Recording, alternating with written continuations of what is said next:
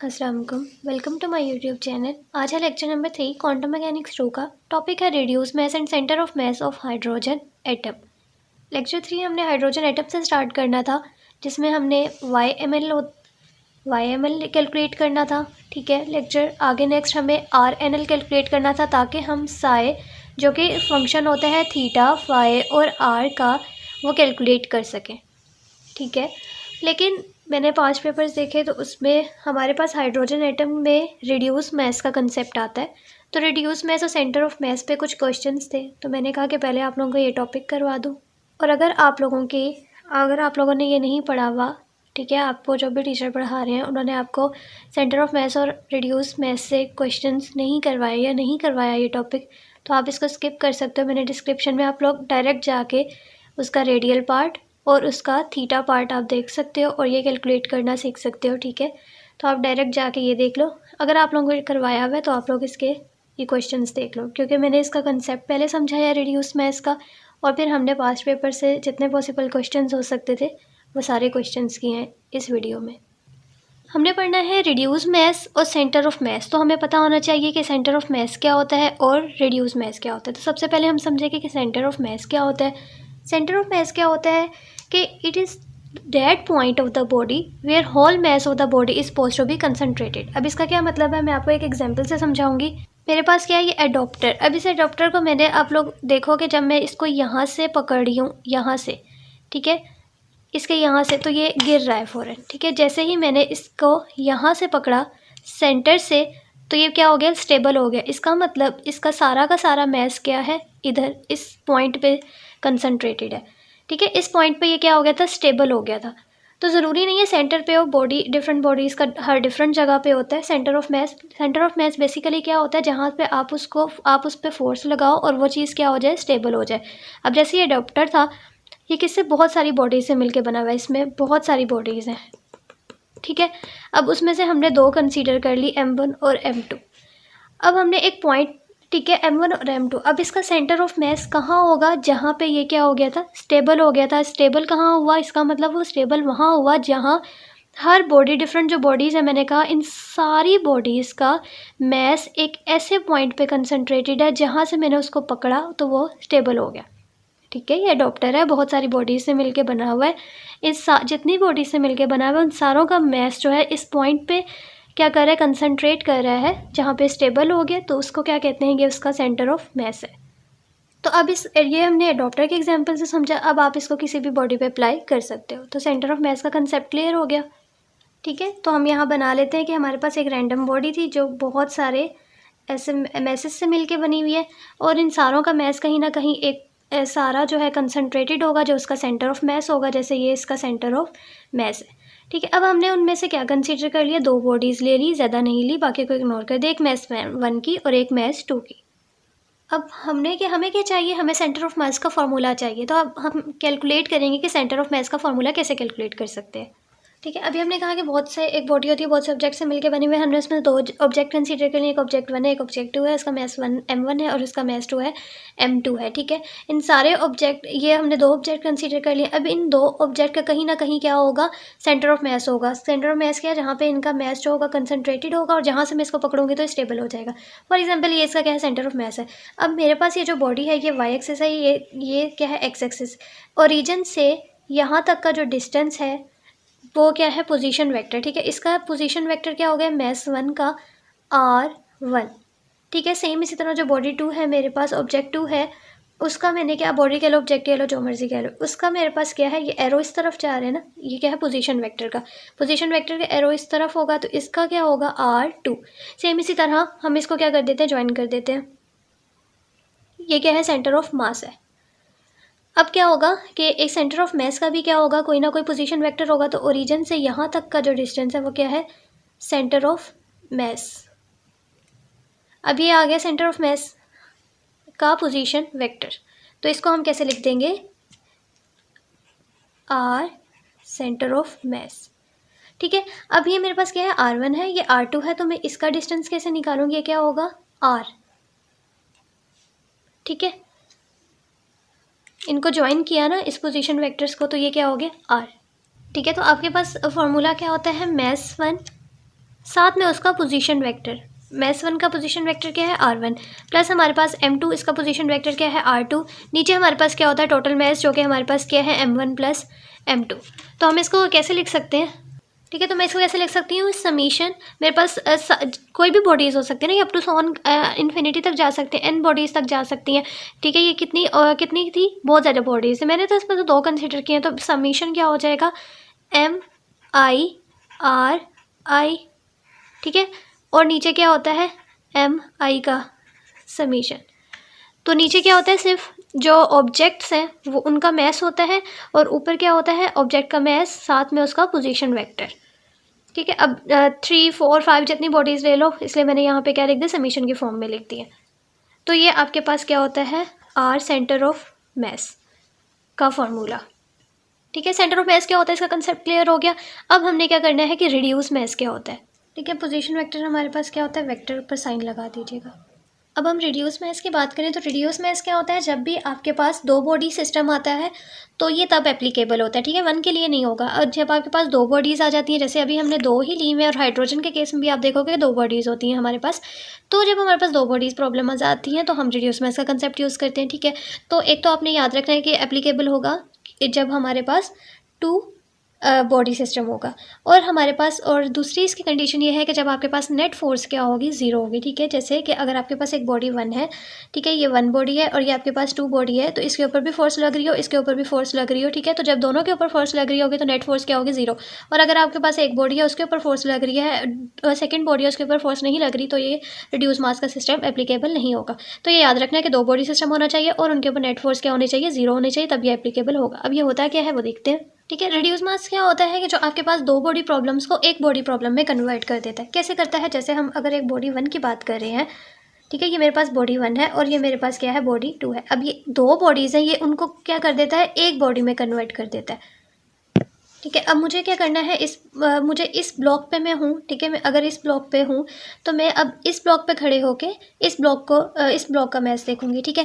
तो अब ये मैं क्या है, बॉडी 1 है तो इसका मैस M1 होना चाहिए, इसका मैस क्या होना चाहिए, M2 होना चाहिए। लेकिन मुझे पास 2 बॉडी सिस्टम है, मैं किसी एक पे ही खड़ी होंगी। तो अगर मैं इस पे खड़ी हुई हूँ तो मैं जब इस बॉडी को देखूंगी तो मेरे पास इसका मैस M2 नहीं होगा, ये बात याद रखनी है। इसका मैस क्या होगा, रिड्यूस मैस को एक तो हम डिनोट करते हैं म्यू से, इसका मैस क्या होगा M1 M2 M1 plus M2। ये फॉर्मूला आप लोगों ने याद रखना है। रिड्यूस मास का क्या होता है, 2 बॉडी सिस्टम को एक बॉडी में कन्वर्ट कर देता है। कैसे कर देता है, क्योंकि जिस बॉडी पे हम खड़े हुए हैं हम उसको कंसीडर नहीं करते, हम उस पे जिस पे खड़े हुए हैं उस पे खड़े होकर दूसरे को ऑब्जर्व करते हैं। तो दूसरे का जो मैस होता है जिसके रिलेटिव हम देख रहे हैं, ठीक है, जिससे देख रहे हैं वो, और साथ में उसका मैस M1 प्लस M2, ऊपर प्रोडक्ट नीचे एडिशन।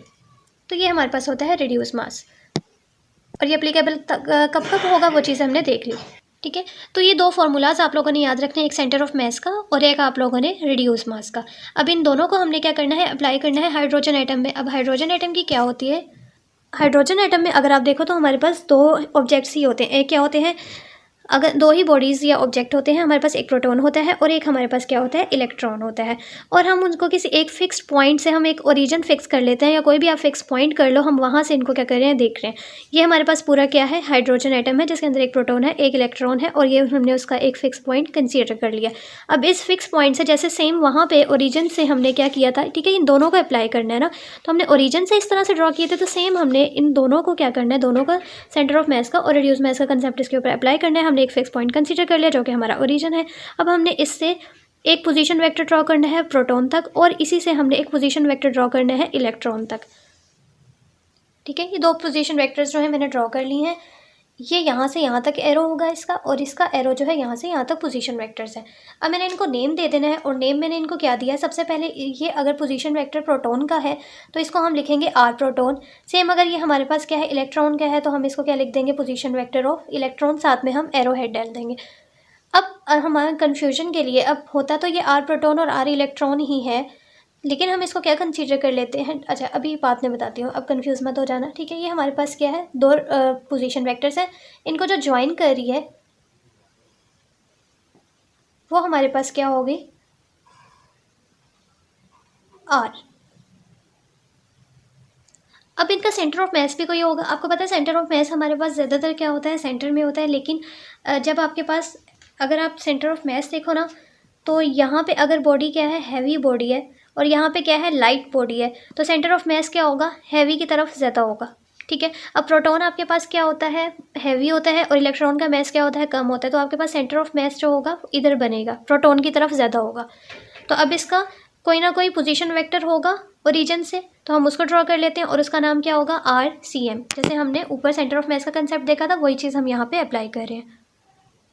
यही सारी मैंने बातें यहाँ पे लिखी हुई हैं कि hydrogen atom actually consist of 2 particles, 1 proton and 1 electron. Let's position of electron is RE and the position of proton is RP from origin point, and R is the relative position between electron and proton. ये R क्या है, relative position है जो कि electron और proton के दरमियान है। ये चीज़ याद रखनी है कि रिलेटिव पोजीशन है। और ये हमारे पास ओरिजिन से यहाँ तक सेंटर ऑफ मास है, ये चीज़ आपके पास क्या है, centre of mass. Centre of मास से ओरिजिन तक जो आपके पास पोजीशन वेक्टर था वो क्या है, RCM। CM सेंटर ऑफ मास को रिप्रेजेंट कर रहा है। चूँकि ये R है, स्मॉल r लिए हुए हमने, तो इसको हमने कैपिटल R ले लिया। अब ये जो चीज़ें हमने ली हैं, इसको स्मॉल r लिया, इसको कैपिटल R लिया, ये टर्म्स आप लोगों ने याद रखनी है। जब हम प्रॉब्लम्स करेंगे तो ये टर्म्स की नोटेशन आप लोगों के जहन में होनी चाहिए। अब अगर आप यहाँ पे देखो तो आपके पास ये चीज़ क्या बन रही है, ट्राइंगल बन रही है।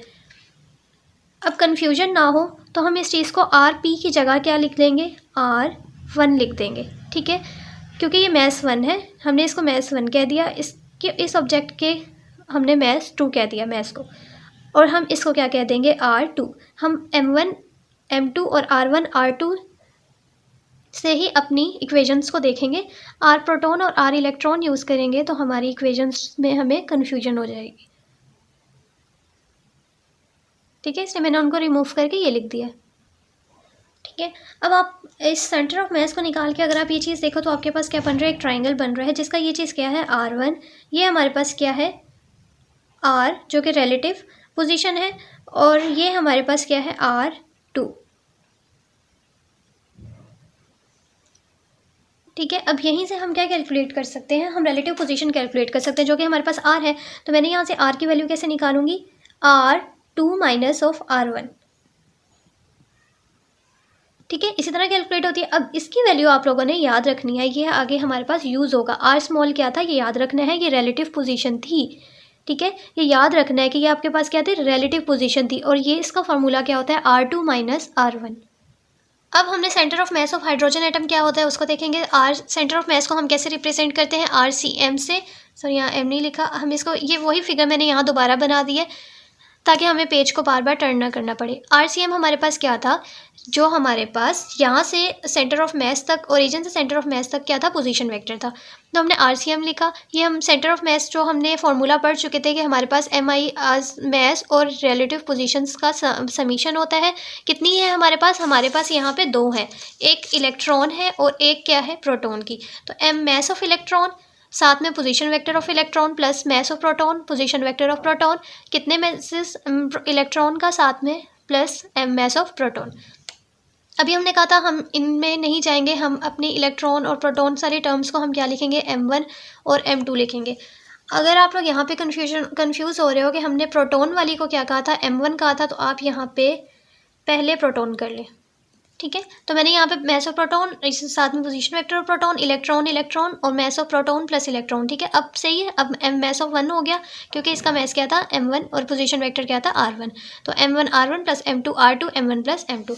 नेक्स्ट हमें हमारे पास ये चीज़ क्या है, ये याद रखनी है। अब ये हमारे पास, ये सारे हम अपने प्रॉब्लम्स में फॉर्मूलाज को यूज़ करेंगे। RCM हमारे पास क्या है, centre mass of hydrogen atom. ठीक है, सेम हमारे पास रिड्यूस मास क्या होता है। अब reduce mass of hydrogen atom क्या होता है, अब आपके पास सेंटर ऑफ मास जो है वो इस पे बन रहा है। ठीक है, अगर आप इसको देखो तो ये पोजीशन वेक्टर है और इसका मास क्या है, M1। ये हमारे पास पोजीशन वेक्टर है, इसका मास क्या है, M2। ये हमारे पास एक पोजीशन वेक्टर है जिस पे अभी हमें मास नहीं पता है, लेकिन इसके ऊपर क्या बन रहा है, सेंटर ऑफ मास बन रहा है। ठीक है, तो यहाँ पे अगर हम देखें तो जो मास इस रिलेटिव पोजीशन से एसोसिएटेड होगा वो आपके पास क्या होता है, रिड्यूस मास होता है। ठीक है, रिड्यूस मास तो हमें निकालना आता है ना कि वो यहाँ से अगर आप देख लो तो इस तरह भी कैलकुलेट कर सकते हो, 1/m1 + 1/m2 1/μ = 2। ठीक है, या आप डायरेक्ट फार्मूला याद रख सकते हो कि म्यू आपके पास इक्वल होता है m1 m2 m1 + m2। ठीक है, लेकिन ये किसके साथ एसोसिएटेड है, मास जो हमारे पास रिलेटिव पोजीशन, आप लोगों ने फिगर से दिख रहा होगा ना कि सेंटर ऑफ मास यहाँ पे आ रहा है, तो जो मास इससे एसोसिएटेड है वो आपके पास क्या होता है, रिड्यूस मैस होता है। तो अगर आप लोग देखो तो आपके पास टोटल 2 मोशंस हैं।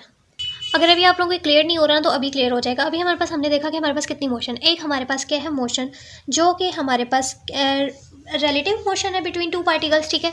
यहाँ से देखो, एक हमारे पास क्या है आर है और एक हमारे पास क्या है ये आर सी एम है, ठीक है। ये आप लोगों ने याद रखने के हमारे पास 2 टर्म्स आई हैं, ठीक है, ये 2 मेन टर्म्स हैं। तो ये आपके पास क्या है, रिलेटिव पोजीशन है, और ये आपके पास क्या है, सेंटर ऑफ मास है। तो आपके पास, ठीक है, तो बेसिकली आपके पास जो हाइड्रोजन एटम होता है ना, उसमें 2 मोशन होती है। एक मोशन रिलेटिव पोजीशन की वजह से होती है और एक, ठीक है, मोशन आपके पास कितनी होती है, 2, इस इनकी वजह से। एक मोशन आपके पास रिलेटिव पोजीशन की वजह से होती है और एक मोशन आपके पास सेंटर ऑफ मास की वजह से होती है। अब जो मास इसके साथ एसोसिएटेड है वो आपके पास क्या है, रिड्यूस मास है। और जो मास इसके साथ एसोसिएटेड है, अब वो कौन सा मास होगा, वो टोटल मास होगा, ठीक है। आपके पास कितना, एक मैस, आपके जो मैसेस होते हैं वो एक टोटल मैस होता है और एक आपके पास क्या होता है, रिड्यूस मैस होता है। हाइड्रोजन एटम में जो मोशन होती है वो 2 वजह से होती है, आप लोगों ने याद रखनी है। एक रिलेटिव पोजीशन की वजह से होती है और एक सेंटर ऑफ मैस की वजह से होती है। जो हमारे पास रिलेटिव पोजीशन है उसके साथ जो मैस एसोसिएट, क्योंकि जो मोशन हो रही है तो मैस तो कोई ना कोई होगा, तो मोशन मैस जो एसोसिएटेड है रिलेटिव पोजीशन के साथ वो म्यू है, और जो आपके पास मैस जो एसोसिएटेड है सेंटर ऑफ मैस के साथ वो आपके पास क्या है, टोटल मैस है। तो रिड्यूस मैस आप लोगों ने समझ लिया कि the value of mass associated with R is reduce mass, जो कि हमारे पास ये फॉर्मूला है। सेम इसी तरह टोटल मैस क्या होगा, जो mass associated with R C, ठीक है, आर सी एम लिख लो आप, सेंटर ऑफ मैस वो आपके पास क्या है, total mess of the system. और टोटल मैस आपके पास क्या होता है, m1 प्लस m2। अब ये भी याद रखना है कि टोटल मैस क्या होता है, m is equal to m1 plus m2। आपके सारी बातें याद होनी चाहिए कि r क्या होता है, रिलेटिव पोजीशन होती है, उसका फॉर्मूला क्या होता है, r2 माइनस r1। सेम इसी तरह सेंटर ऑफ मैस क्या होता है आपके पास, उसका पोजीशन क्या होता है, m1 r1 plus m2 r2, m1 plus m2। Reduce mass का क्या होता है, और टोटल मैस को m से रिप्रेजेंट किया जाता है, और इसका फॉर्मूला क्या होता है, m1 प्लस m2। ये सारी बातें आप लोगों को याद होनी चाहिए। मेन काम जो था हमारा यहीं तक था। आगे हमने एक इक्वेशन देखनी है कि आपके पास, अभी ये सारी चीज़ें जो हमने देखी है ना, इन्हीं को आगे लेके चलना है। अभी हमने देखा कि एक हमारे पास क्या होती है, अब जो मोशन है इनके साथ हमारे पास क्या है, मैस एक, ठीक है। अभी हमने पढ़ा कि मोशन 2 तरह की होती है, उनके साथ अगर मोशन हो रही है तो कोई ना कोई मैस एसोसिएटेड होगा, मैस इसके साथ एसोसिएटेड है, ये है इसके साथ एसोसिएटेड है, तो टोटल मैस है, ठीक है। सेम अगर हमारे पास मोशन हो रही है तो हमारे पास कोई ना कोई एनर्जी होगी, इसके साथ जो हमारे पास एनर्जी होती है, एक हमारे पास काइनेटिक एनर्जी इसके साथ एसोसिएटेड है, एक हमारे पास, ठीक है, इसकी भी काइनेटिक एनर्जी है, ठीक है। तो 2 तरह की काइनेटिक एनर्जी तो हमें यहाँ से मिल गई। साथ हमारे पास एक क्या होती है, अगर हाइड्रोजन एटम है तो उसमें पोटेंशियल एनर्जी भी होती है, ठीक है, क्योंकि इलेक्ट्रॉन और प्रोटॉन है, उनके दरमियान क्या होती है, पोटेंशियल भी होगा। ओके, अभी हमने क्या पढ़ा कि एक काइनेटिक एनर्जी होगी ड्यू टू रिलेटिव मोशन की वजह से, ठीक है, और एक kinetic energy due to motion of centre of mass की वजह से, प्लस हमारे पास पोटेंशियल एनर्जी, ठीक है। अगेन समझ नहीं आया, तो जैसे इनके साथ मैस एसोसिएटेड थे, सेम इनकी अपनी अपनी क्या होगी, एक काइनेटिक एनर्जी होगी। Kinetic energy due to relative position और kinetic energy due to centre of mass. तो हमने ये बातें यहाँ पे लिख दी। तो हमने यहाँ पे क्या लिखा, p²/2। हमारे पास एनर्जी क्या होती है, काइनेटिक एनर्जी क्या होती है, मोमेंटम की फॉर्म में अगर हम लिखें तो हमारे पास काइनेटिक एनर्जी होती है p²/2m, ठीक है। तो हमने यहाँ पे p²/2, मैस इसके साथ रिलेटिव पोजीशन के साथ जो एसोसिएटेड था वो क्या था, म्यू, तो हमने p²/2 लिख दिया। सेम हमारा अब यहाँ पे हम आए तो हमारे पास क्या होगा, p²/2, मैस इसके साथ क्या एसोसिएटेड है, टोटल मैस, जिसको हम कैपिटल M से रिप्रेजेंट करते हैं, वो आ गया, प्लस हमारे पास क्या है, एक पोटेंशियल एनर्जी है, ठीक है, साथ में ओके। अब ये चीज़ कैसे आई, ये हमारे पास क्या आया, ई साई, श्रोडिंगर इक्वेशन क्या होती है, ई साई इज इक्वल टू ई साई, हम श्रोडिंगर इक्वेशन लिख रहे हैं, ठीक है, साथ में ई, और ये आ गया ई, हमारे पास क्या है, टोटल एनर्जी। अब इसको हम कैसे लिख देते होते हैं, ये हमारे पास सिंपल पी है, ये मेरे पास, इसको मैं सेंटर ऑफ मास लिख देती हूँ, सिंपल, ठीक है, क्योंकि सेंटर ऑफ मास की वजह से ऊपर, अब मैंने बार बार रिपीट किया, आप लोगों को ये आई होप के समझ आ गया होगा। अब ये हमारे पास कैसे कन्वर्ट होता है इसमें, ठीक है। अब मोमेंटम किसके इक्वल होता है, minus iota H cut del के। सेम इसी तरह अगर मैं इसका क्या ले लूँ, मैं इसको स्क्वेयर ले लूँ तो p² क्या हो जाएगा, minus H cut square del square, ठीक है। तो मैंने यहाँ पे p² की जगह क्या लिख दिया, minus H cut square del square, ठीक है। रिलेटिव पोजीशन की वजह से है तो स्मॉल r लिख दिया, साथ में 2 म्यू, माइनस ये सिर्फ इसलिए ताकि आप लोगों को डिफ्रेंशिएट हो सके कि ये किसकी वजह से है, रिलेटिव पोजीशन की वजह से, तो रिलेटिव पोजीशन किस में हमने लिखा था, स्मॉल r में। सेम इसी तरह माइनस h²/2m, ये कैपिटल M होगा, ठीक है। डेल स्क्वेयर आर, आर क्या है, सेंटर ऑफ मैस, आप यहाँ पे बेशक सेंटर ऑफ मैस साथ साथ लिखते जाओ, plus V of R is equals to E total. अब आपके पास ये जो साई है ये क्या है, साथ में साई भी तो होता है ना, साई भी तो लिखना है। ये आपके पास इसका फंक्शन रिलेटिव पोजीशन, साथ में आर सेंटर ऑफ मैस का, तो सेंटर ऑफ मैस बेशक साथ लिख लो, या फिर ऐसे कैपिटल आर भी आपको क्या बता रहा था कि वो आपके पास सेंटर ऑफ मैस का था साथ में, ठीक है। ये इधर भी साई आ गया। आर क्या है, रिलेटिव मैस है, और आर आपके पास क्या है, सेंटर ऑफ मैस है। अगर आप लोगों की मैम ने या ठीक है, अगर आप लोगों का यहाँ पे एम टोटल नहीं भी लिखवाया तो वो रिप्रेजेंट कर रहा है कि ये मैथ्स आपके पास टोटल मैथ्स ही है, क्योंकि ये आपके पास दो तरह के मैथ्स होते हैं, एक टोटल मैथ्स होता है, एक रिड्यूस मैथ्स है, तो बेशक आप इसको इस तरह भी लिख सकते हो, तो कोई इतना मसला नहीं है।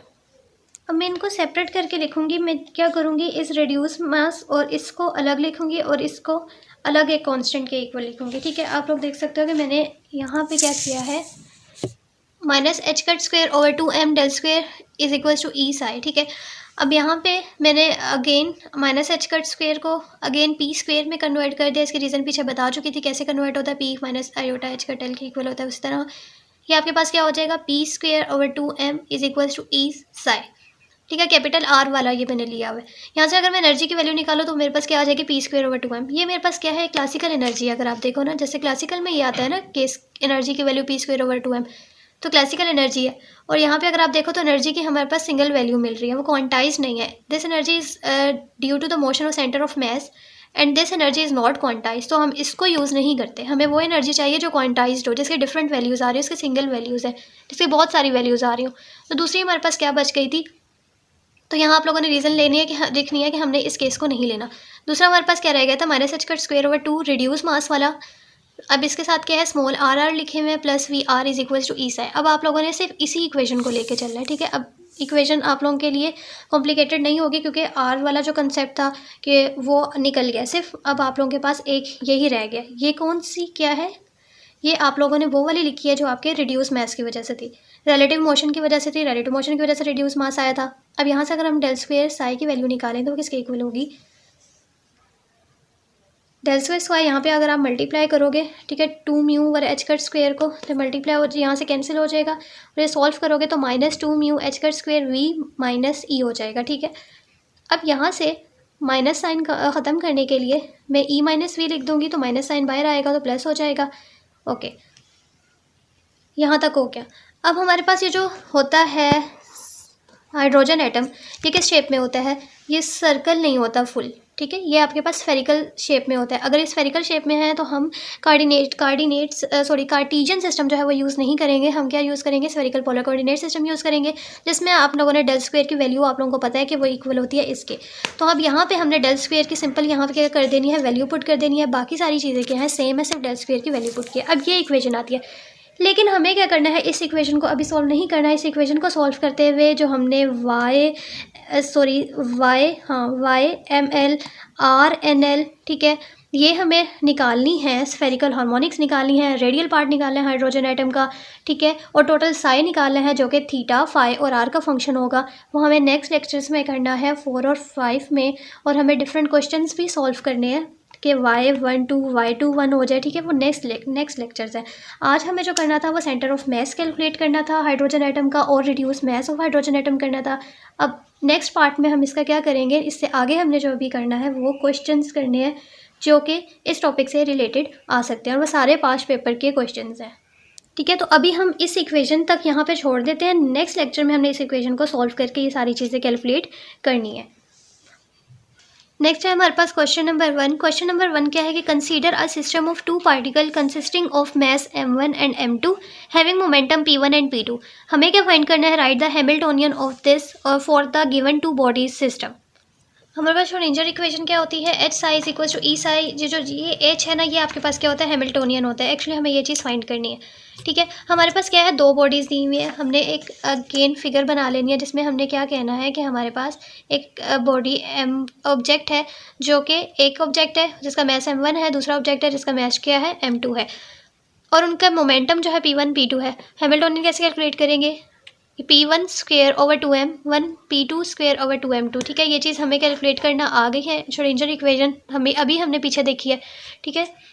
Plus V. अब इसमें हमारे पास क्या है, दो बॉडीज़ हैं तो R1 R2 is equals to E psi R1 और R2 minus H cut square. ठीक है, पी से हम कैसे कन्वर्ट करते हैं, माइनस आयोटा एच कट होता है, वही चीज़ें सारी यूज़ कर रहे हैं। Minus H cut square del square हो जाएगा, तो यहाँ पे हमने इसकी जगह क्या लिख देंगे, minus H cut square over 2m1 del 1 का square minus H cut square over 2m2 del 2 का स्क्वेयर हो जाएगा, प्लस वी, ये सारी चीज़ एज इट इज़ आ जाएगी। ये चीज़ हमारे पास क्या होती है, हैमिल्टोनियन। ठीक है, तो हमने यहाँ पे लिख दिया हैमिल्टोनियन, ये आ गया। और जब हमारे पास हाइड्रोजन की बात होती है तो प्लस वी लिखना है। ठीक है, ये चीज़ हम कर चुके हैं ना, इसलिए मैंने अभी डिटेल में नहीं बताया। अभी हमने श्रोडिंगर इक्वेशन इस फॉर्म में लिखी थी। ओके, नेक्स्ट हमें क्या कैलकुलेट करना है कि for many particle system it is better to use centre of mass of frame. ठीक है, जब हमारे पास ज़्यादा पार्टिकल सिस्टम आते हैं तो हमारे पास centre of mass of frame ज़्यादा यूज़फुल हो जाता है यूज़ करना। Write the relation for RCM और R where R is a relative distance. अब हमने पढ़ा है कि हमारे पास रिलेटिव डिस्टेंस क्या होता है, R होता है। इसमें उन्होंने अगर कैपिटल R दिया है तो उन्होंने साथ मेंशन भी कर दिया है कि वो आपके पास रिलेटिव डिस्टेंस है। मैंने यहाँ पे रिलेशन लिख दिया, रिलेटिव डिस्टेंस। RCM का फॉर्मूला हमें पता है, ये चीज़ ये होती है। यहाँ पे हमारे पास कितने ऊपर गिवन था कि दो बॉडीज़ हैं, तो हमने यहाँ पे दो बॉडीज़ लिख दी। यहाँ पे अगर आप देखो तो आप लोग यहाँ पे, ठीक है, अब यहाँ पे अगर देखो तो हमारे पास इनका रिलेशन आ गया। ठीक है, अब अगर उन्होंने क्या गिवन किया हुआ है, कैपिटल R गिवन किया हुआ है, तो आप यहाँ पे बेशक कैपिटल R यूज़ कर लो। ठीक है, मैंने इसलिए लिखा है क्योंकि आप लोगों ने फॉर्मूला पीछे पढ़ा हुआ है, तो मैं यहाँ पे स्मॉल r कर देती हूँ। ठीक है, तो मेरे पास ये चीज़ क्या हो गई, ये मेरे पास होता है R2 minus R1 small r equal होता है। तो ये इसमें इनका रिलेशन ही बताना ना, तो इसमें ये भी आ रहा है, ये भी आ रहा है, तो ये सिंपल रिलेशन था। ठीक है, ये तो एवं सा सवाल था।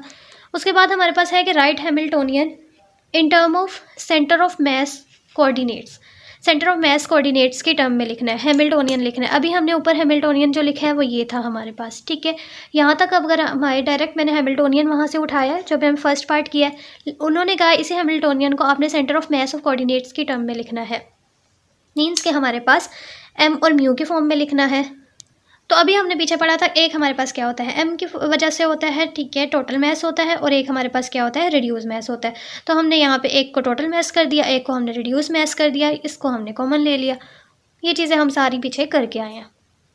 ठीक है, क्योंकि हमें पता है कि हमारे पास जो मैस होता है वो दो ही तरह का होता है, एक होता है वो टोटल मैस और एक होता है वो रिड्यूस मैस। रिड्यूस मैस हमारे पास रिलेटिव पोजीशन की वजह से होता है, ये हमारे पास क्या होता है, सेंटर ऑफ मैस की वजह से होता है। तो एक इनमें जो सेंटर ऑफ मैस है उसके नीचे हमने यहाँ पे क्या लिख दिया है, टोटल मैस लिख दिया, और जो रिलेटिव वाला है उसके नीचे हमने म्यू लिख दिया। उसके बाद एक क्वेश्चन है कि drive the corresponding relations for PCM and P। इसके लिए इन टर्म ऑफ P1 और P2 कैलकुलेट करना है, फिर P के लिए इन टर्म ऑफ P1 और P2 कैलकुलेट करना है। PCM हमें पता है कि हमारे पास क्या होता है, mv। हमारे पास मोमेंटम किसके इक्वल होता है, mv के। अभी हमने ये सारी बातें पीछे पढ़ी थी कि हमारे पास दो तरह की मोशन होती है हाइड्रोजन एटम में, एक रिलेटिव की वजह से और एक हमारे पास किसकी वजह से होती है, सेंटर ऑफ मैस की वजह से। इसके साथ जो अगर मोशन हो रही है तो कोई ना कोई मैस एसोसिएटेड होगा। इसके साथ जो मैस एसोसिएटेड था वो रिड्यूस मास था, और इसके साथ हमारे पास जो मैस एसोसिएटेड था वो टोटल मैस था, और टोटल मैस को हमने कैपिटल M से रिप्रेजेंट किया था। इसके साथ जो हमारे पास रिड्यूस मास होता है वो M1 M2 होता है, और M1 प्लस M2, और इसकी वैल्यू जो हमारे पास थी वो क्या थी, M is equals to M1 plus M2 थी। ठीक है, अब हमारे पास सेंटर ऑफ मैस के साथ जो मैस एसोसिएटेड होता है वो क्या होता है, M कैपिटल M। साथ में हमारे पास V क्या हो जाएगा, जो सेंटर ऑफ मैस वाला ही है। तो VCM को हम कैसे फाइंड आउट कर सकते हैं, वेलोसिटी क्या होती है, R का डेरिवेटिव। ठीक है, पोजीशन का आप क्या ले लेते हो, डेरिवेटिव ले लेते हो एक दफ़ा। तो इसमें आपके पास पोजीशन क्या होती है, RCM। ठीक है, RCM ही हमारे पास क्या थी, वो पोजीशन वेक्टर था ना, तो d/dt is equals to RCM, ये VCM का फॉर्मूला होता है। कैसे आया वो भी बता दिया। PCM is equal to MVCM, d/dt। M आपके पास क्या होता है, M1 प्लस M2। ठीक है, अब इसको इस तरह मत देखो, आप इसको देखो कि आपके पास हम अभी सबसे पहले क्या फाइंड आउट कर रहे हैं। अच्छा, PCM समझ आ गया क्या होता है, टोटल मैस। इस चीज़ को आप टोटल मैस लिखते हो। ठीक है, ये चीज़ आपके पास क्या है, टोटल मैस। तो आप बेशक इस तरह से ज़्यादा इजी है, MVCM। PCM is equal to MVCM। तो अगर इसको देखें तो ये यही चीज़ है, टोटल मैस, और ये चीज़ क्या है, VCM। VCM हम इस तरह से फाइंड कर सकते हैं। सबसे पहले मुझे क्या चाहिए, इसके लिए VCM चाहिए। तो VCM को मैं कैसे कैलकुलेट कर सकती हूँ, d/dt। साथ में मेरे पास RCM का फॉर्मूला क्या होता है, आप लोगों को याद होना चाहिए, M1 R1 plus M2 R2। साथ क्या होता है, जितने मैसेज होते हैं उतने लिखते हैं, उनको ऐड करते हैं, और साथ में उनके उनके जो पोजीशन वेक्टर्स होते हैं उनको प्रोडक्ट करते हैं। एम हो गया 1/m बाहर ले लिया, m1 d इसका डेरिवेटिव ले लिया, इसका भी डेरिवेटिव ले लिया, ठीक है। 1/m हो गया, इसका डेरिवेटिव लेंगे v1, इसका डेरिवेटिव लेंगे तो v2 हो जाएगा। अब मैंने VCM की वैल्यू कैलकुलेट कर चुकी हूँ, इसको मैं नेम दे दूँगी इक्वेशन 1 और पुट इन इक्वेशन 1। तो मेरे पास यहाँ पे क्या हो जाएगा, m एज इट इज़ आ गया, VCM की जगह इसकी वैल्यू लिखी, ये m इसके साथ क्या हो जाएगा कैंसिल, तो m1 v1 plus m2 v2 हो गया, ठीक है। मोमेंटम आपके पास किसके इक्वल होता है, अभी बताया था m इसके इक्वल होता है mv के। तो अगर p1 है तो क्या हो जाएगा m1 v1, p2 है तो m2 v2। तो इसकी जगह हमने क्या लिख दिया p1, इसकी जगह क्या लिख दिया p2। तो हमने निकाल लिया रिलेशन, हमने रिलेशन निकाला था PCM का इन टर्म ऑफ p1 और p2। तो ये चीज़ प्रूव हो गई। नेक्स्ट हमें p का निकालना है, p का निकालना है इन टर्म ऑफ p1 और p2। तो p हमारे पास किसके इक्वल होता है, म्यू।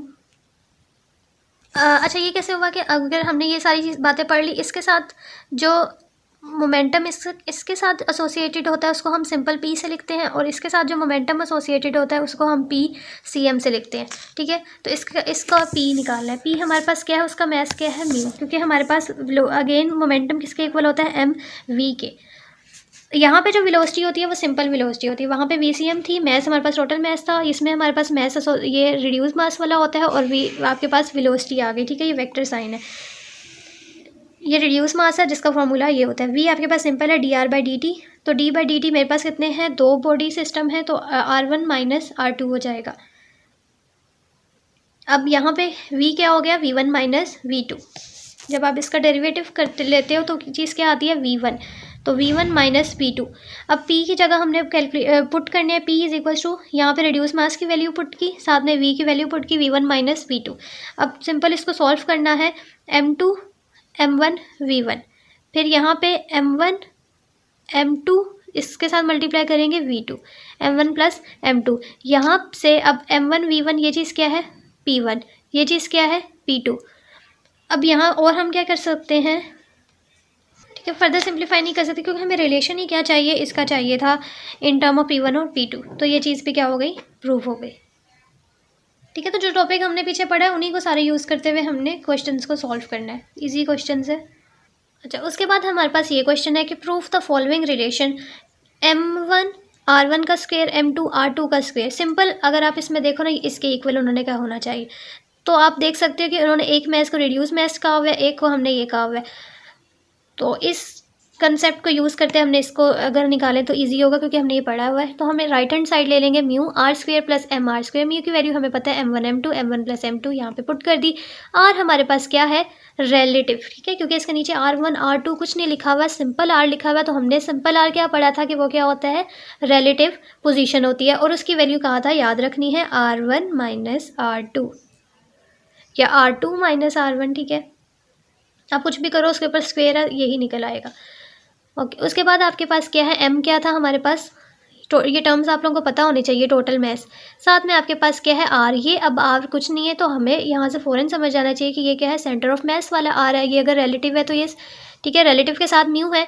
ये हमारे पास टोटल मैथ है, टोटल मैथ के साथ हमेशा क्या होता है, RCM होता है। तो RCM की यहाँ पे वैल्यू पुट कर देंगे, m1 r1 plus m2 r2 over capital M। Capital M क्यों, क्योंकि हमारे पास इसकी वैल्यू क्या होती है, RCM की m1 r1 plus m2 r2 over m1 plus m2। तो m1 प्लस m2 हमारे पास क्या होता है, कैपिटल M। तो मैंने डायरेक्ट यहाँ पे लिख दिया।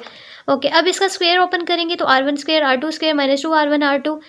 ओके अब इसके ऊपर करेंगे तो ये m से कैंसिल, सबसे पहले तो यहाँ पे करेंगे तो m1 का स्क्वायर r1 का स्क्वायर, m2 का स्क्वायर r2 का स्क्वायर प्लस 2 m1 r1, ये आप लोग कर लीजिएगा। ओके ये क्या था, स्क्वायर था, एक इसके साथ कैंसिल हुआ, एक रह गया था, और टोटल मैथ क्या होता है m1 प्लस m2। अगेन इसकी वैल्यू यहाँ पे पुट कर देंगे।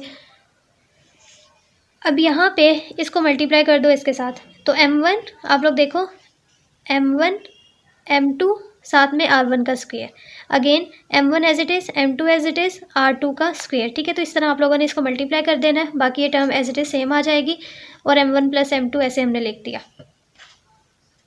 अब उसके बाद क्या करना है, देखना है कि कौन सी टर्म्स जो है वो कैंसिल हो रही है। तो मुझे यहाँ पे दिख रहा है कि ये टर्म इसके साथ कैंसिल हो गई।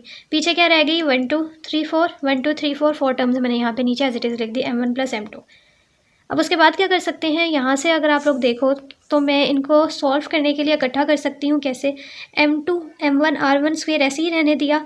यहाँ से अगर मैं इस इक्वेशन को पहले लिख लूँ m1 और r1 का स्क्वायर, ये क्या है r1 का स्क्वायर, तो m1 r1 का स्क्वायर लिखा और इस वाली टर्म को और इस टर्म को इकट्ठा लिख दिया m1 प्लस m2। किस तरह क्यों लिखा, ताकि यहाँ से m1 r1 स्क्वायर कॉमन निकल रहा था, m2 प्लस m1 रह जाएगा। यहाँ से m2 r2 स्क्वायर को कॉमन लिया, m1 प्लस m2 रह जाएगा। नीचे क्या है m1 प्लस m2। अब मैं यहाँ से क्या कर सकती हूँ, m1 प्लस m2 को इसमें से कॉमन ले लूँ, वो इसके साथ कट हो जाएगा, पीछे टर्म रह जाएगी। ठीक है, तो मैंने इनको कॉमन लिया, अगेन देखो ये कट हो गया था, तो आपके पास यही टर्म रह गई। उसके बाद हमारे पास क्वेश्चन है कि एक कैलकुलेट करो कम्यूटेशन रिलेशन XCM का और PXCM का। अब आप लोग यहाँ पे देखो तो आपके पास एक सेंटर ऑफ मैस आपके पास क्या होता है, RCM। R आपके पास क्या हो सकता है, कुछ भी, X Y Z कुछ भी हो सकता था ना, लेकिन अब इसमें उन्होंने मेंशन कर दिया है कि आपके पास R नहीं है, वो एक ही डायरेक्शन में है, X कंपोनेंट में है। ठीक है चीज़ यही है।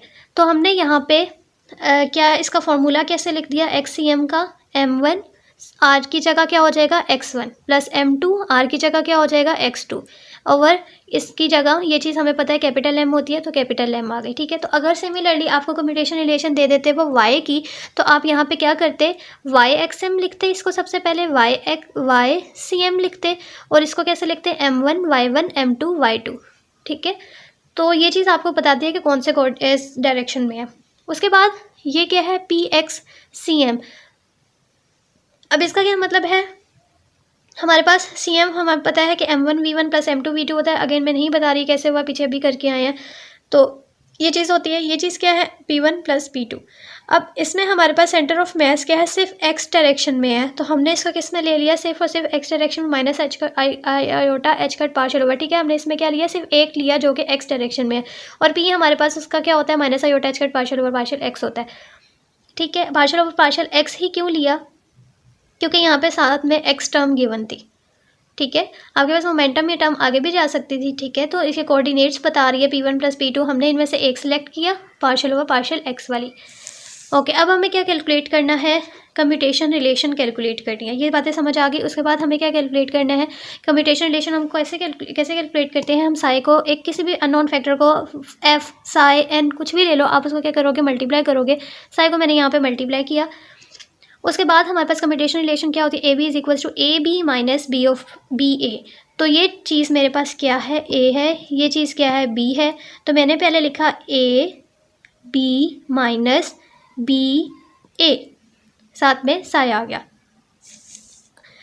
अब मैंने माइनस साइन को मैंने एक स्टेप किया। ठीक है, माइनस साइन को क्या ले लिया, यहाँ से बाहर ले लिया, बाकी ये चीज़ सेम लिखी है, सिर्फ माइनस साइन बाहर लिखा है, और इस माइनस माइनस को प्लस कर दिया, बाकी चीज़ सेम है। फिर उसके बाद क्या किया है, उसके बाद मैंने क्या किया, ये जो साई मल्टीप्लाई हो रहा था, ये एक एक टर्म के साथ अंदर मल्टीप्लाई कर दिया, जैसे इसके साथ और इसके साथ। ठीक है, इस स्टेप में मैंने सिर्फ ये किया है, इस स्टेप में मैंने सिर्फ माइनस साइन बाहर लिया, इस स्टेप में मैंने इस साई को इनके साथ अलग अलग मल्टीप्लाई किया, बाकी चीज़ें सेम लिखी हुई हैं। अब इसमें क्या किया है मैंने, इसमें मैंने यहाँ पे अगर आप लोग गौर करो तो प्रोडक्ट रूल लग रहा है। ठीक है, एक टर्म ये है और एक टर्म क्या है ये, तो यहाँ पे क्या लग रहा है, प्रोडक्ट रूल। ये टर्म एज इट इज़ लिखी हुई है, plus iota H cut. Product rule क्या है, first term as it is. ठीक है, ये मेरे पास क्या है, फर्स्ट टर्म है, और ये क्या है, सेकंड टर्म। फर्स्ट टर्म मैंने एज इट इज़ लिखी है, सेकंड का डेरिवेटिव लिया है। ठीक है, पार्शियल और पार्शियल एक्स साई आप लोग देख सकते हो, प्लस सेकंड टर्म मैंने एज इट इज़ लिखी है साई, और डेरिवेटिव किसका लिया है, फर्स्ट टर्म का। प्रोडक्ट रूल यही होता है ना, first term as it is, second का derivative, plus second term as it is, first का डेरिवेटिव। इस स्टेप में मैंने क्या किया, इस स्टेप में सिंपल जस्ट मैंने आयोटा एच कट को मल्टीप्लाई किया। अगर आप लोग देखो तो आयोटा एच कट इसके साथ भी मल्टीप्लाई हो रहा है, और आयोटा एच कट इसके साथ भी जाके मल्टीप्लाई होगा। सेम ऐसे जैसे मैंने साई को यहाँ मल्टीप्लाई करवाया था, इस तरह मैंने आयोटा एच कट को इसके साथ लिखा है, इस टर्म पूरी टर्म के साथ, और फिर इस पूरी टर्म के साथ। तो आप देख सकते हो कि मैंने यहाँ पे सिर्फ आयोटा एच कट को लिखा है। अब उसके बाद मैंने क्या किया है, यहाँ पे कटिंग की है। कटिंग क्या है कि ये टर्म और ये टर्म कैंसिल हो रही हैं, सिर्फ ये टर्म पीछे बच गई, इसको मैंने ऐसे लिख दिया। अब यहाँ पे iota H cut partial over partial x को मैंने सिंपल एक एक टर्म के साथ इस टर्म के साथ लिखा है, फिर मैंने इस टर्म के साथ लिखा है। फिर उसके बाद कांस्टेंट क्या है, एक्स का डेरिवेटिव है ना, तो x1 के रिस्पेक्ट से लूँगी तो ये चीज़ क्या होगी, कांस्टेंट होगी। इस कांस्टेंट को मैंने यहाँ पे सिर्फ बाहर लिखा है और यहाँ पे partial over partial x x1 plus m2 इस कांस्टेंट को यहाँ पे बाहर लिखा है और partial over partial x x2। ठीक है, तो मैंने यहाँ पे ये चीज़ लिख भी दी। अब इसका डेरिवेटिव लूँगी तो चीज़ क्या हो जाएगी 1, और इसका मैं डेरिवेटिव लूँगी एक्स का एक्स के रिस्पेक्ट से ही लेना, चाहे x2 कुछ भी और ले तो एक्स के रिस्पेक्ट से ले रही हो ना, तो 1 हो जाएगा इसका भी आंसर। तो यहाँ पे 1 इसके साथ मल्टीप्लाई होगा तो m1 m, इसके साथ 1 मल्टीप्लाई होगा तो m2 over m। m1 plus m2 आपके पास क्या होता है, टोटल मास, जिसको हम एम कैपिटल एम से रिप्रेजेंट करते हैं। तो यहाँ पे मैंने क्या लिख दिया m। अब ये m इसके साथ क्या हो जाएगा कैंसिल, तो यहाँ पे क्या हो गया आयोटा एच कट साई, ये इसकी वैल्यू आई। ठीक है, जो हमने मल्टीप्लाई खुद से टर्म की थी उसको हम कैंसिल कर देते हैं। तो यहाँ पे मेरे पास कम्यूटेशन रिलेशन क्या आया, आयोटा एच कट। ठीक है, ये इंपॉर्टेंट था। अब ये हमारे पास क्या आया, इसकी कम्यूटेशन रिलेशन। सेम अगर आप लोगों को दे दिया जाता एक्स एम की सिर्फ पी एक्स के साथ, यहाँ पे आप देखो तो ये याद रखना है, ये देखना है कि सेंटर ऑफ मास क्या दोनों के साथ है। अगर दोनों के साथ है तो उनकी कम्यूटेशन रिलेशन आएगी iota H cut. It means वो कम्यूट नहीं करे। कम्यूट कब करते हैं, जब वो ज़ीरो आंसर आए ना, तो हम तब कहते हैं कि कम्यूट कर रहे हैं। तो इसका मतलब कम्यूट नहीं करे। लेकिन अगर सिर्फ एक के साथ सेंटर ऑफ मास हो, दूसरे के साथ ना हो, तब हमारे पास क्या आएगा, ज़ीरो आंसर आएगा, याद रखना है। और इसका मतलब कि वो कम्यूट कर रहे होंगे। अगर इसमें देखो तो सेंटर ऑफ मास एक्स के साथ है, इसके साथ नहीं है। अब इसमें हमारे पास क्या है, इसके साथ है, इसके साथ नहीं है, तो ये आंसर क्या देंगे, ये ज़ीरो देंगे। ठीक है, इनको आप ऐसे देख सकते हो कि एक्स एम लिखा, मैंने यहाँ पे क्या लिखा, minus iota H cut partial और पार्शियल एक्स। अब आप इनको सॉल्व करोगे ना तो आप लोगों को ये क्या देगी, ज़ीरो ही आंसर देंगे, क्योंकि ये आपके पास कम्यूट करते हैं। सेम इसी तरह एक्स और पी सी एम एक्स का अगर आप देखो तो ये भी आपके पास क्या देंगे, ज़ीरो आंसर देंगे, क्योंकि ये भी कम्यूट करते हैं। अगर दोनों के साथ सी एम लिखा हुआ है ना, तो तब उनका कोई आंसर आएगा, तो आप लोगों ने वो पूरा चेक करना है, जैसे अभी हमने ऊपर किया है। उसके बाद ये क्वेश्चन है कि P1 over 2m1 plus P2 square over 2m2 plus, इसको आपने इसके इक्वल प्रूफ करना है। तो अगर आप यहाँ पे देखो तो हमने इसको इसके इक्वल बताना है। ठीक है, ये कैसे है, तो यहाँ पे भी अगर आप कंसेप्ट समझो तो PCM लिखा हुआ है तो उसके नीचे फ़ौरन क्या लिखा हुआ है, मैस। ठीक है, और सेम हमारे पास पी स्क्वेयर लिखा हुआ है तो उसके नीचे क्या लिखा हुआ है, रिड्यूस मास। क्या होता है कि हमारे पास हाइड्रोजन एटम में अगेन दो तरह की मोशन होती है। एक रिलेटिव आर की पोजीशन की वजह से होती है, जिसको हम आर से रिप्रेजेंट करते हैं, और एक हमारे पास सेंटर ऑफ मास की वजह से होती है। अगर मोशन हो रही है तो इसके साथ कोई ना कोई मास एसोसिएटेड होगा। इसके साथ जो मास एसोसिएटेड होता है वो रिड्यूस मास होता है, और सेंटर ऑफ मास के साथ जो मास एसोसिएटेड होता है वो टोटल मास होता है, और टोटल मास को हम क्या लिखते हैं, एम लिखते हैं। जो आपके पास रिड्यूस मास होता है वो आपके पास इक्वल होता है m1 m2 m1 plus m2, और जो रिड्यूस मास होता है, सॉरी रिड्यूस मास नहीं, टोटल मास आपके पास क्या होता है, m1 प्लस m2। ये फार्मूलाज पीछे से हम सारे करके आए हैं तो हमें ये फिंगर टिप्स पे याद हो गए हैं। ठीक है, सेम हम क्या कहते होते हैं कि और हमने पढ़ा था कि इसके साथ जो मोमेंटम एसोसिएटेड होता है उसको हम सिंपल पी से लिखते हैं। इसके साथ जो मोमेंटम एसोसिएटेड होता है उसको हम पी सी एम से डोनेट करते हैं। ठीक है, अब पी सी एम हम कैसे, पी हमारे पास किसके इक्वल होता है, पी हमारे पास इक्वल होता है एम वी के। हमारे पास कितनी बॉडीज़ हैं, हमारे पास एम वी के इक्वल होता है, लेकिन हम पी सी एम कैलकुलेट कर रहे हैं तो पी सी एम किसके इक्वल होगा, मैस, टोटल मैस में कन्वर्ट हो जाएगा। साथ में वी, दो बॉडीज़ हैं हमारे पास, तो हमारे पास m1 v1 हो जाएगा और m2 v2। ठीक है, क्योंकि ये चीज़ हमारे पास इसके इक्वल होती है m1 प्लस m2 के। ठीक है, तो सेम उसके साथ वेलोसिटीज़ कॉरेस्पॉन्डिंग वो भी दो होंगी, तो m1 plus v1 plus m2 v2 हो गया। अब ये जो चीज़ है ना, कि आप लोग बजाय इसके कि आप लोग इसको करते रहो कि p is equals to momentum किसके इक्वल आता है, ये मैं आप लोगों ने अभी पिछले क्वेश्चन में किया है। ठीक है, तो मैं आप लोग चाहो तो दोबारा इसको कर सकते हो, और मैं अब यहाँ से डायरेक्ट करवाऊँगी क्योंकि मैं करवा चुकी हूँ। ठीक है, यहाँ से हमने देखा था कि आपके पास ये वाला जो P होता है ये इक्वल होता है, वो भी चीज़ हमने देखी थी कि हमने इस P को लिखा था और इसको हमने इसके इक्वल प्रूफ किया था। ठीक है, m1 v1, तो हमने यहाँ से ये फॉर्मूला उठाया और इसको हमने P is equal to mu V होता था। V हम कैसे कैलकुलेट करते हैं, d/dt r1 माइनस r2, ये याद रखना है। ठीक है, ये चीज़ याद रखनी है बस। अगेन बता रही हूँ, ये चीज़ याद रखनी है, तो आप इससे P की वैल्यू कैलकुलेट कर सकोगे इजी। मैंने यहाँ से हमने मोमेंटम की वैल्यू कैलकुलेट कर ली थी P से। अब इस P के साथ P को हम यहाँ पे पुट करेंगे, P की वैल्यू को, ये चीज़ ठीक है, अब हमने यहाँ से राइट हैंड साइड उठा ली, राइट हैंड साइड को हमने सॉल्व किया, पी स्क्वेयर सी एम की जगह क्या लिखा उसकी वैल्यू m1v1 प्लस m2v2, उसका क्या ले लेंगे स्क्वेयर ले लेंगे, प्लस p ओवर 2m, ये वाला 2m आ गया, प्लस p, इस वाली p की वैल्यू यहाँ पे लिखी, उसका स्क्वेयर लिया, ठीक है, ये वाला 2 नीचे लिखा और ये म्यू की वैल्यू यहाँ पे पुट की। अब क्या होगा, आप लोग देख सकते हो कि ये चीज़ इसके साथ क्या हो रही है, कैंसिल हो रही है, पीछे क्या रह गया, ये चीज़ एज इट इज़ आ गई, ठीक है, ये यहाँ नहीं है, m1v1 है, ठीक है, अब ये चीज़ एज इट इज़ आ गई, ये भी चीज़ क्या आ गई, एज इट इज़ आ गई 2, यहाँ पे क्या है, अब ये इसके ऊपर क्या था, स्क्वेयर था, इसका मतलब एक ये कैंसिल हुई है, तो m1 प्लस m2 हुआ, साथ में 2 ये वाला, और m1 m2 हो गया। अब यहाँ पे अगर आप देखो तो चीज़ मैंने सेम नीचे एज इट इज़ उतारी है, यहाँ पे मैंने क्या किया, m2 p1 minus p2 m1 same लिखी हुई है, इसके ऊपर आप क्या कर दो, स्क्वेयर कर दो, ठीक है, सेम आ गया। यहाँ पे 2 m1 प्लस m2 क्या होता है, टोटल मास, m लिख दिया, m1 m2 आ गया। अब क्या करना है, सिंपल स्क्वेयर ही ओपन करना है, इसका आपने स्क्वेयर ओपन करना है, m1 स्क्वेयर v1 स्क्वेयर हो जाएगा, plus m2 square v2 square plus 2 m1 v1 m2 v2, 2 m1 v1 m2 v2, ठीक है, इसका सिंपल स्क्वेयर ओपन करना है। यहाँ पे इसका भी आप लोगों ने स्क्वेयर ओपन कर लेना है।